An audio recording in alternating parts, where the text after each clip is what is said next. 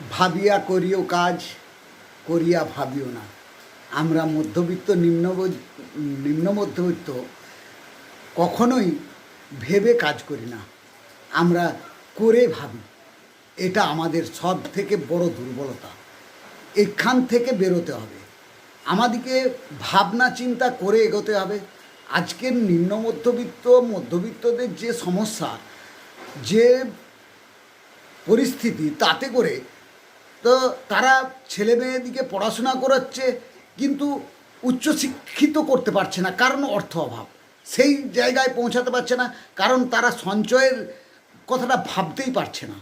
ভাবতে না পারার কারণ, তারা আজ রোজগার আছে, রোজগার নেই এমন নয়, কিন্তু তারা ভবিষ্যৎ ভাবে না। যে আমি ভবিষ্যতের প্ল্যান কি, সেটা না ভাবার জন্য আমরা আজ এই জায়গায়। আমরা যদি ভবিষ্যতের কথা ভাবি, তাহলে কিন্তু আমরা কিছু না কিছু জমার চিন্তা করব। আমরা মুখকেও কন্ট্রোল করি না, আমাদের ভালো লাগলে আমরা ওটা খেয়ে ফেলি।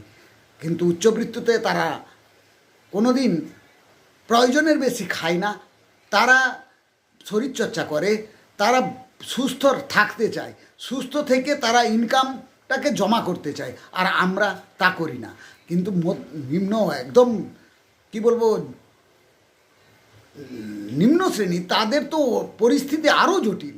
তারা এই সময়ে তাদের আহারের টাকা জোগাড় করা খুব কঠিন হয়ে পড়ছে। তাই আমাদেরকে সতর্ক হতে হবে।